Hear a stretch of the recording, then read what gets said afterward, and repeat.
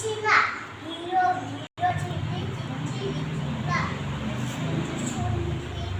সেইখান শুনছি hero wow ইয়াৰ wrapping গানটো ছুপাৰ ছিংগাৰ শেষ হ'ল হল আৰু নোগোৱা নেকি আমকু তাকুকু আকাশা আদি সর ইয়া হিমন্ত মামা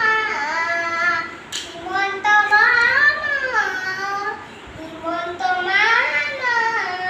হিমন্ত মামা হিমন্ত মামা হিমন্ত মামা হিমন্ত মামা কি গান হ'ল এইটো